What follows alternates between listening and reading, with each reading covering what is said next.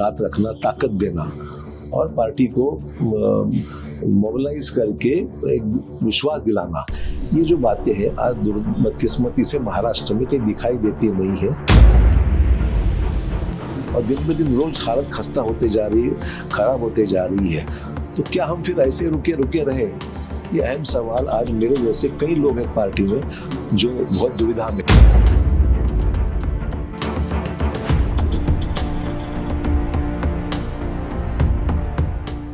नमस्कार, भारत एक्सप्रेस में आपका स्वागत है।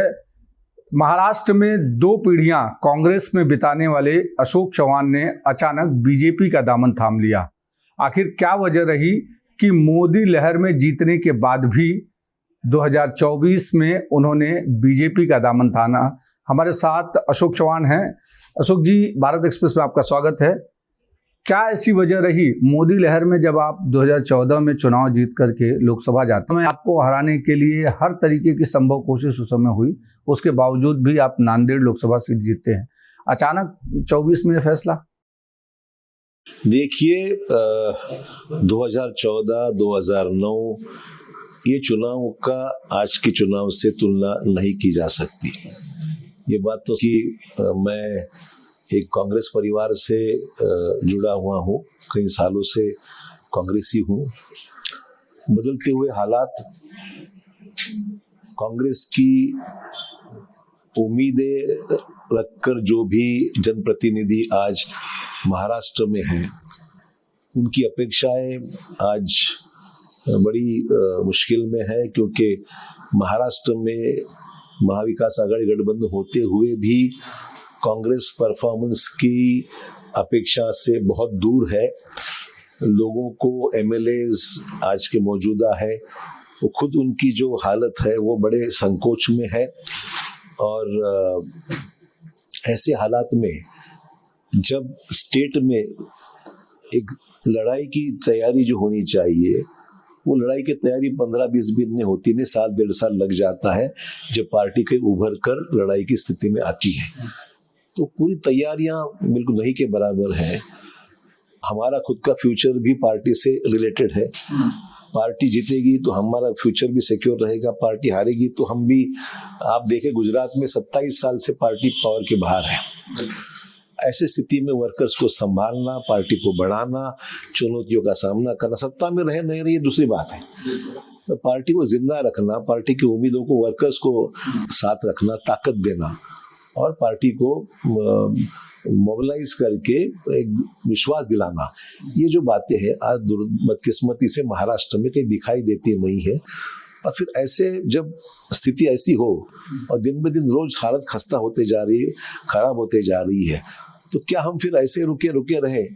ये अहम सवाल आज मेरे जैसे कई लोग हैं पार्टी में जो बहुत दुविधा में हैं।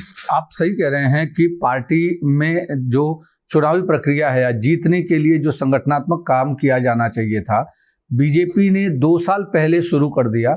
लोकसभा प्रमुख के प्रभारी बना दिए, पन्ना प्रमुख बना दिए, बूथ प्रमुख बना दिए और उनकी रिव्यू मीटिंग्स होने लगी।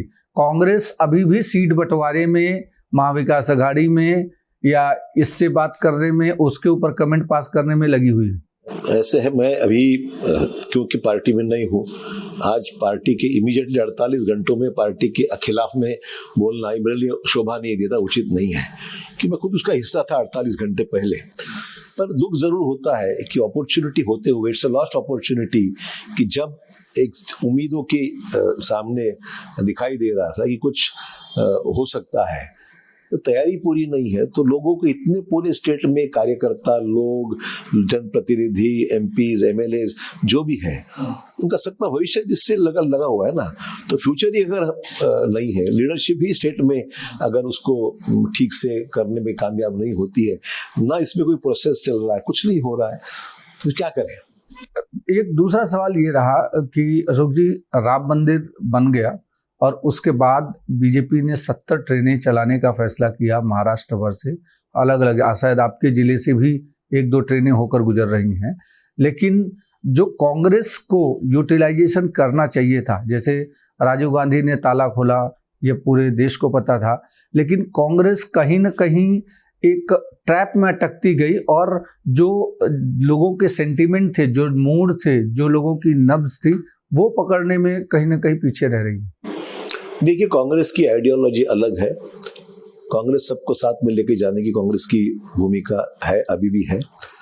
भाजपा की रणनीति अलग है, तो स्वाभाविक है दोनों में तो टकराव होना लाजमी है, उसमें कोई फर्क नहीं है।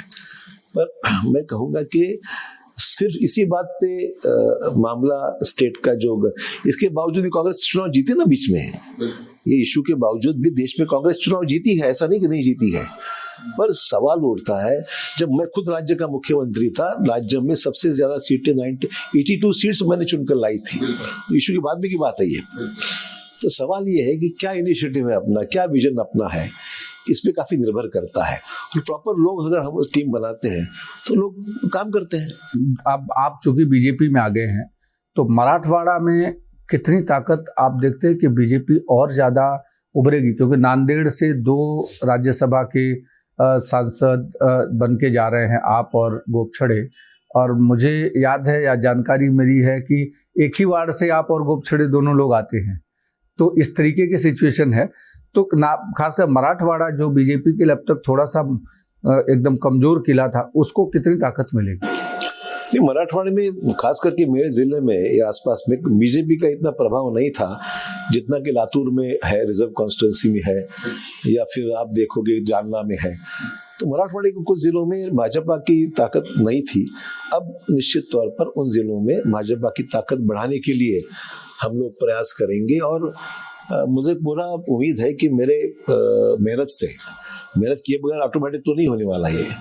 मोदी साहब की इमेज है, उनका मेहनत है, अमित शाह साहब का, नड्डा जी का मार्गदर्शन और उनकी स्ट्रैटेजिक प्लानिंग से ही काम बढ़ा हुआ है। तो मैं समझता हूँ कि महाराष्ट्र में भी हम लोग जिन जिलों में कांग्रेस, जिन जिलों में भाजपा कमजोर है और कांग्रेस स्ट्रांग है, उन जिलों में निश्चित तौर पर बदलाव, क्योंकि नेशन का मूड है आज केंद्र में भाजपा की सरकार लाने के बारे में, तो उस मूड को एनकैश करने के लिए जो भी करना जरूरी है वो करेंगे।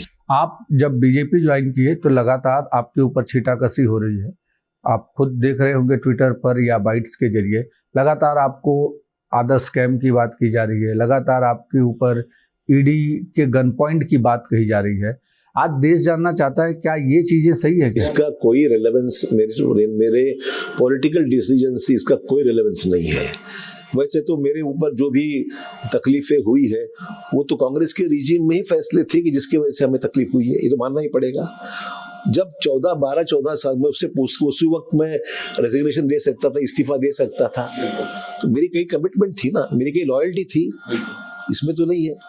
इसके बावजूद में भी जीता मैं। तो आरोप प्रत्यारोप जो राजनीति का एक हिस्सा हो चुकी है उसको मैं कोई ज्यादा महत्व देता नहीं हूं, तो वो तो चलता रहेगा, उसमें कोई इश्यू नहीं है। सवाल ये है कि पॉलिटिकल फ्यूचर से निगड़ित है, इससे जुड़ा हुआ ही है। तो क्या हम ऐसे ही हाथ पे हाथ रखकर देखते जाएंगे, डिबैकल हो रहा है, कुछ नहीं हो रहा है, लोग बैठे हुए हैं, फैसले नहीं हो रहे, क्या करेंगे? क्या मराठा आरक्षण, चूंकि आप अब चूंकि इसमें आ गए हैं तो मराठा आरक्षण बट ऑब्वियस है आपके सामने भी फेस करना पड़ेगा, जो भी चुनौतियां होंगी। इसके पहले आप अध्यक्ष थे। ठीक है, महाराष्ट्र में कई इश्यूज है। आरक्षण का मुद्दा तो कोई भी सरकार हो उसी वक्त, मेरे वक्त भी था उस वक्त, आज भी है। मेरे बीच में हमारी गवर्नमेंट थी, महाविकास अगर तब भी था, आज भी है। तो वो तो इश्यूज पे वो तो लीगल, मैं तो पॉलिटिकल इश्यू समझता है नहीं, उठ लीगल प्रॉब्लम, वो लीगली उसको छुड़वाना पड़ेगा। सुप्रीम कोर्ट, हाई कोर्ट में जाकर उसके फैसले करवाने पड़ेंगे। सुप्रीम कोर्ट का जजमेंट है, उसको हम लोगों को उसके बारे में फैसला करके उसको कैसे निपटाया जाए, उसको कैसे उसका जवाब दिया जाए, इस पे ध्यान देना होगा। ये कोई पॉलिटिकल इशू मैं नहीं मानता हूँ। आप जिस समय पार्टी छोड़ी उसके बाद से लगातार ये कहा जा रहा है कि आपके साथ 10 एमएलए आ रहे हैं, 20 एमएलए आ रहे हैं, 15 एमएलए आ रहे हैं। मैं अगर करने की मेरी इच्छा होती थी तो अभी तक 15-20 एमएलए तो मैं जरूर कुछ करता। राज्यसभा का चुनाव आज है, अगर मैं 15-20 एमएलए तोड़ता था तो राज्यसभा की सीट का भी कोई भविष्य नहीं था, पर मैंने ऐसा नहीं किया। मैंने कहा ये मेरा व्यक्तिगत इंडिविजुअल मेरा फैसला है, मैंने राज्य के किसी भी एमएलए को कुछ उल्टा सीधा करने के लिए नहीं कहा हूँ। एक और चीज है अशोक जी कि सांगली लोकसभा सीट पर विश्वजीत कदम को जबरदस्ती लड़ाने के लिए पार्टी का प्रेशर था कि वहाँ पर लड़े, जबकि विश्वजीत कदम ये चाह रहे हैं कि भाई सांगली लोकसभा सीट न लड़के उनकी खुद की कॉन्स्टिट्यूंसी लड़े।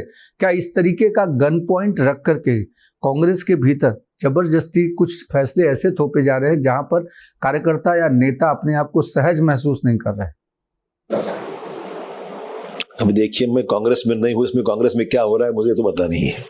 इसलिए जब भी मैं था तो मुझे लगता है कि अब तो उम्मीदवार की बातें ही नहीं हुई अभी तक, वो सीटों पे मामला फंसा हुआ है, तो ना उसमें कोई दिखाई दे रहा है, ना उसका कोई तालमेल हो रहा है, ना उसका कितने सीटों पे फाइनल होगा।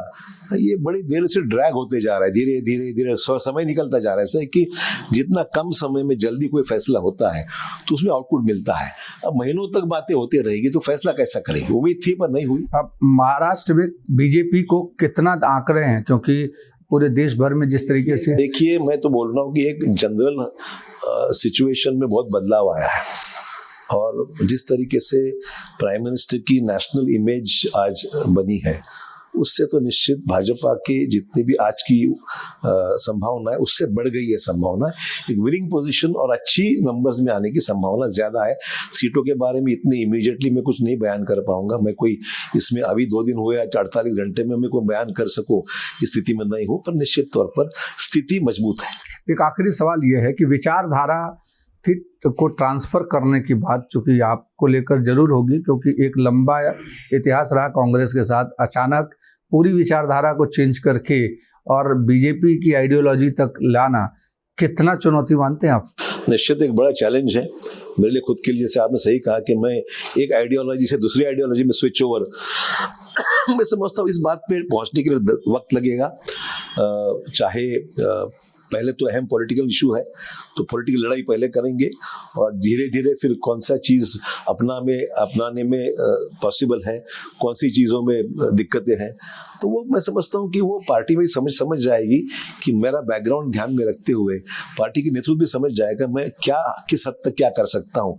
मुझे लगता है ये अगर फ्रैंक रहेंगे तो वो भी अप्रिशिएट करेंगे कि मेरी पोजीशन वो समझ जाएंगे। तो शुक्रिया। तो अशोक चौहान जिस तरीके से कह रहे हैं कि एक बड़ी चुनौती है विचारधारा को चेंज करने की, लेकिन वो लगातार कोशिश करेंगे, थोड़ा समय लगेगा लेकिन आइडियोलॉजी चेंज करेंगे, उसमें वो देखेंगे कि कौन सी आइडियोलॉजी उनके पूरे कैरेक्टर के हिसाब से फिट बैठती है। धन्यवाद।